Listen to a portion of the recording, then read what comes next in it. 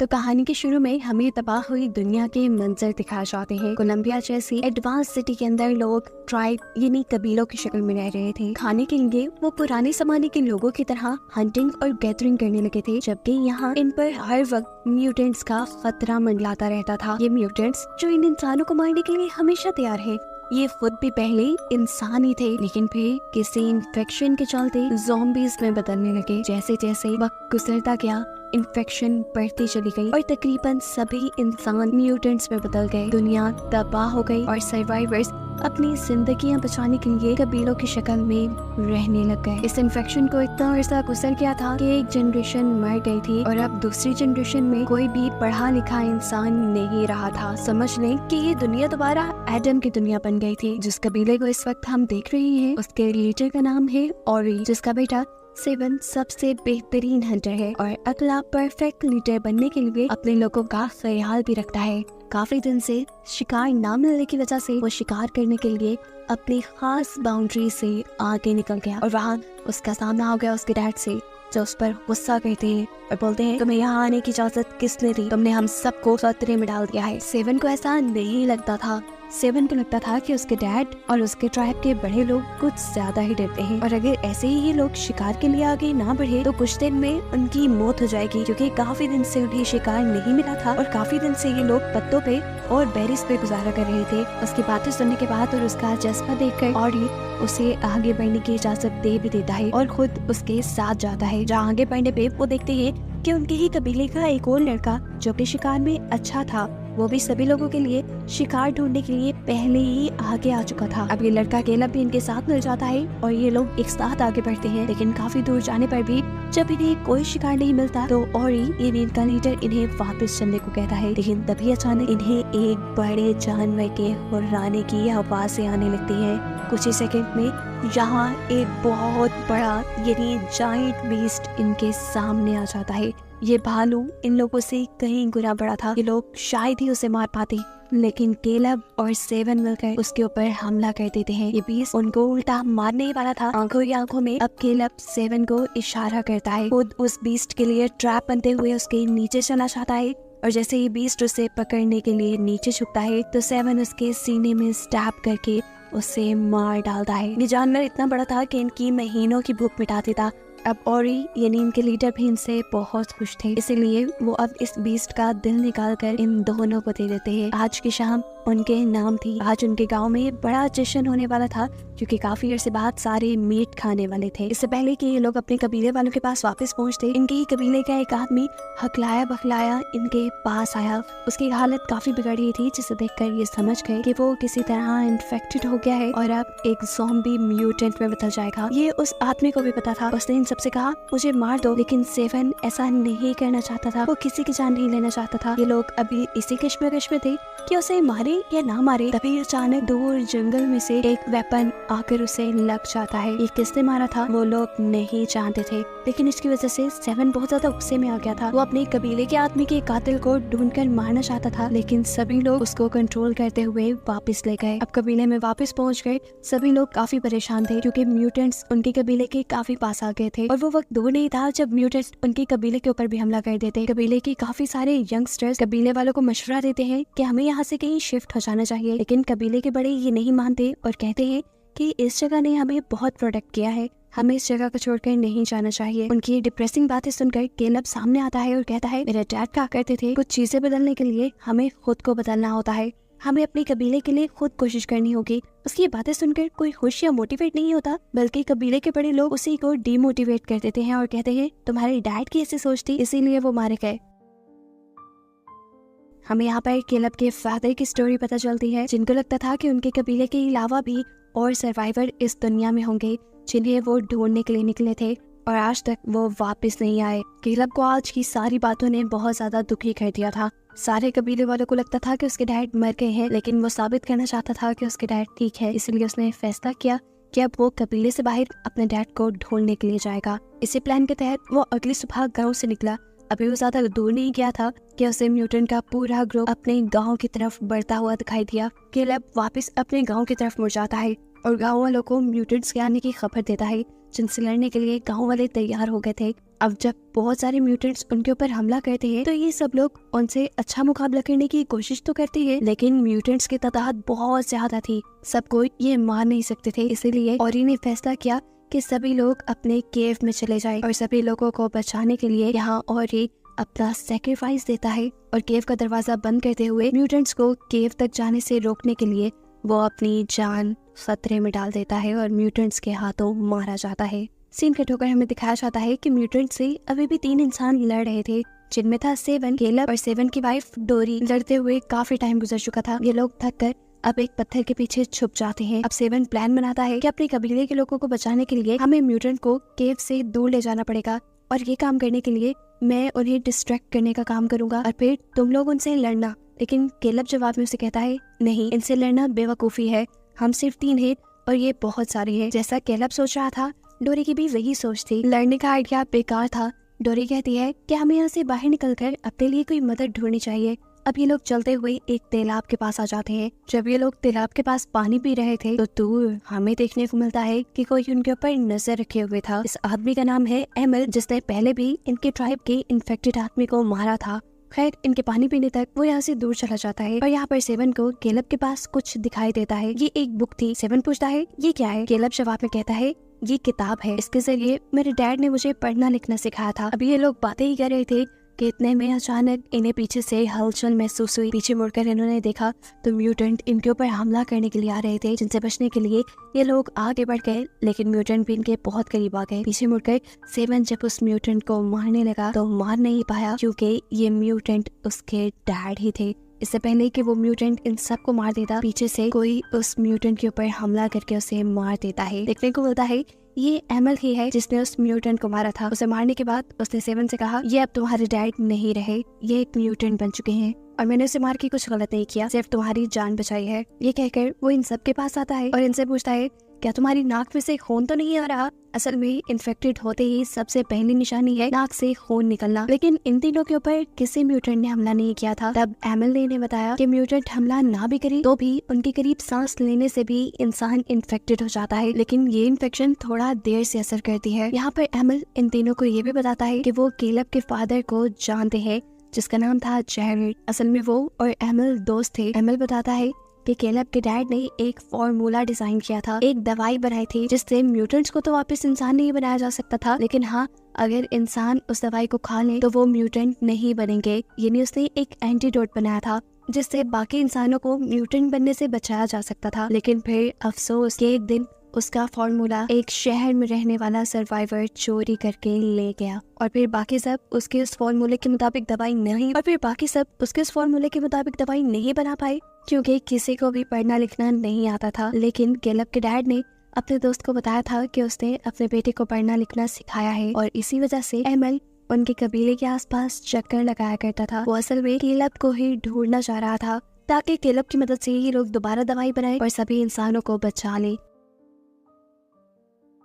यहाँ पे इन सबको एक बात ये भी पता चलती है कि एमल खुद भी इम्यून है, मतलब एमल ने केलब के डैड वाली मेडिसिन खाई हुई है और वो अब कभी म्यूटेंट नहीं बनेगा। अब एमल इन सबको अपने घर ले जाता है जो दरिया के दूसरी पार था और ये लोग यहाँ सेफ इसलिए रहते थे क्योंकि सभी म्यूटेंट्स को पानी से डर लगता था और वो पानी की दूसरी पार नहीं आते थे। अब इन 3 लोगों को देखकर एमल की वाइफ गुस्सा हो जाती है क्योंकि उसे डर था कि ये तीनों इन्फेक्टेड भी हो सकते हैं, लेकिन एमल उन्हें समझा देता है कि ऐसा नहीं है। वैसे भी किसी म्यूटेंट से उनको ज्यादा खतरा नहीं था क्योंकि इन लोगों ने एंटीडोट लिया हुआ था। खाना खाते हुए एमल इन सबको ये बताता है कि पुराने इंसानों ने दुनिया से खत्म हुए यानी एक्सटेंट जानवरों को दोबारा इस दुनिया में लाने की कोशिश की और उनका ये एक्सपेरिमेंट खराब हो गया।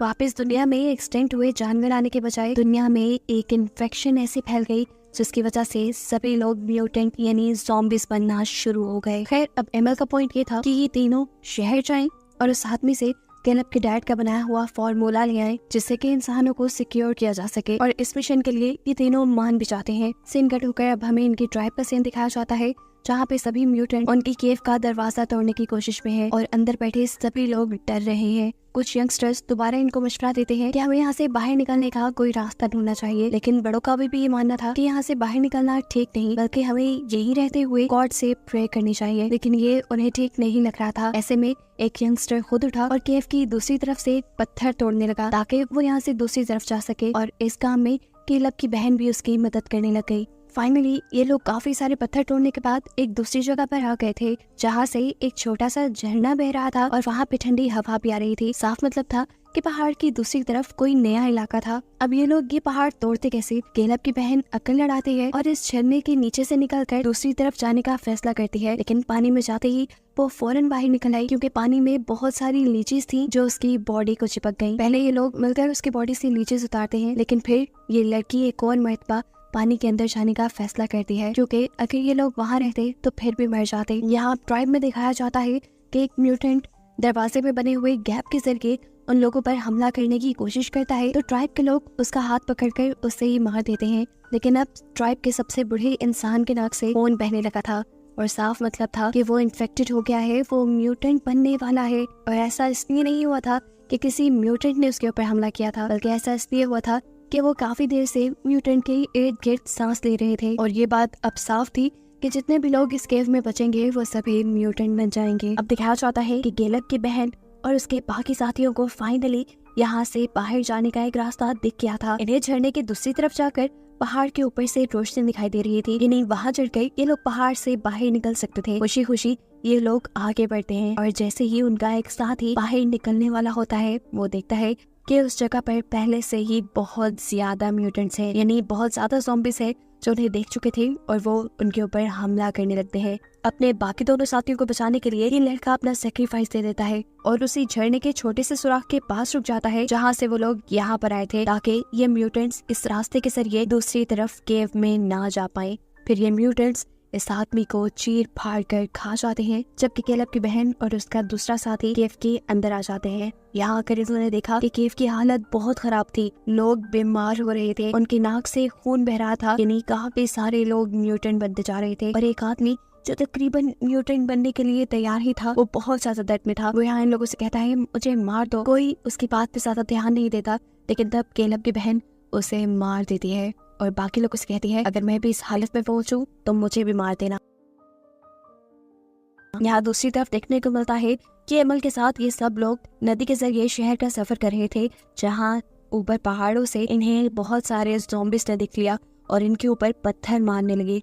लेकिन ये लोग भी जल्दी जल्दी अपनी बोट को वहाँ से दूर ले गए। फाइनली एक जगह पर पहुंचकर एमल ने बताया कि ये शहर आ चुका है, अब हमें दूसरे सर्वाइवर्स को बुलाने के लिए उनको सिग्नल देना होगा। इसके लिए हम आग जलाते हैं। वो एक टॉवर के ऊपर जाकर जब आग जला रहा था तो तब यहाँ उसे बहुत से म्यूटेंट्स ने देख लिया। आवाज देकर वो केलब और सेवन को वहाँ से भाग जाने को कहता है और खुद इनसे लड़ने लग जाता है। पहले तो उसने ऊपर से ही इन म्यूटेंट्स के ऊपर तीर चलाए और फिर वो नीचे उतर आया, जहाँ बहुत सारे म्यूटेंट्स ने एक साथ उसके ऊपर हमला कर दिया। इन म्यूटेंट्स से लड़ते हुए उसका पाँव डगमगाया और वो एक पहाड़ी के दरमियान में गिर गया, जहाँ से एक म्यूटेंट जब उसे निकालने के लिए अंदर गया तो एमल ने उसे वहीं स्टैब करके मार दिया और अब वो इस म्यूटेंट की डेड बॉडी के पास स्टक हो चुका था। यहाँ पर केलब, सेवन और डोरल जो यहाँ से निकल गए थे, रास्ते में ये लोग देखते हैं कि डोरल की नाक से खून आ रहा है, यानी वो भी इन्फेक्टेड हो गई है। देखकर वो डर जाते हैं और यहाँ एमल के पास दिखाया जाता है कि दूसरे सर्वाइवर्स ने उसके आग जलाए हुए सिग्नल को देख लिया था और वो